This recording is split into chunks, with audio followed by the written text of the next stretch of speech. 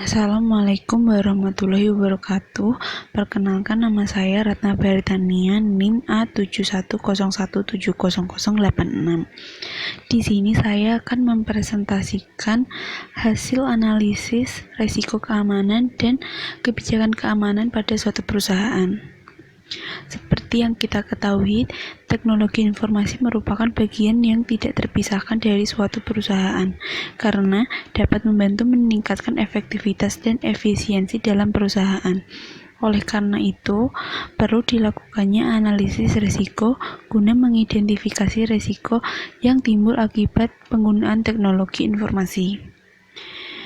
Dan saat ini juga masih banyak perusahaan yang hanya mengimplementasikan keamanan yang seadanya. Seperti halnya perusahaan yang bergerak di bidang cloud computing, masih banyak sekali perusahaan-perusahaan tersebut yang belum menerapkan sistem keamanan yang risiko yang akan terjadi apabila perusahaan tidak mengelola sistem keamanan perusahaan dengan baik, yaitu data yang dimiliki akan mudah diretas, dan juga bisa saja penggunaan data yang tidak sah yang dilakukan oleh oknum yang tidak bertanggung jawab. Terdapat pula segala bentuk ancaman fisik maupun logik, baik langsung maupun tidak langsung, dan dapat mengganggu kegiatan dalam suatu jaringan. Ada pula faktor penyebab risiko dalam suatu jaringan. Yang pertama, human error, kemudian kelemahan software dan hardware, kemudian kelemahan sistem jaringan komunikasi. Kemudian, ancaman pada keamanan jaringan juga dapat berupa manusia, objek, atau kejadian yang berpotensi menyebabkan kerusakan pada suatu jaringan. Ada pula ancaman fisik terhadap keamanan suatu jaringan, yaitu data tidak tersalur dengan baik, koneksi tidak dapat terdeteksi.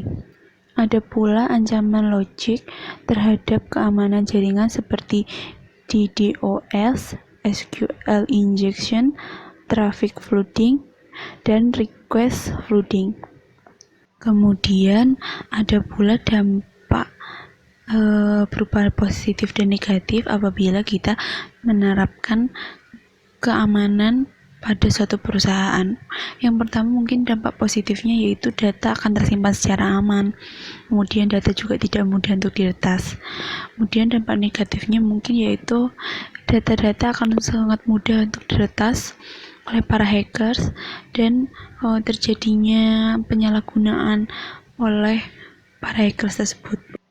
Kemudian kebijakan keamanan atau security policy. Security policy atau kebijakan keamanan merupakan sebuah infrastruktur keamanan yang harus dimiliki oleh suatu perusahaan untuk melindungi aset informasi terpenting yang dimiliki oleh perusahaan tersebut. Dalam membuat kebijakan keamanan, yang pertama kita harus menentukan tujuan mengenai hasil keamanan. Dari hasil analisis risiko menghasilkan kebijakan yang pertama, perangkat yang diperbolehkan yaitu smartphone dan laptop dalam model tertentu. Kemudian menyimpan data di hard disk yang terpisah dengan data pribadi. Kemudian menentukan lokasi penyimpanan di server. Kemudian kebijakan password dan enkripsi. Dan terakhir monitoring data yang ditransfer. Sekian presentasi dari saya, kurang lebihnya mohon maaf.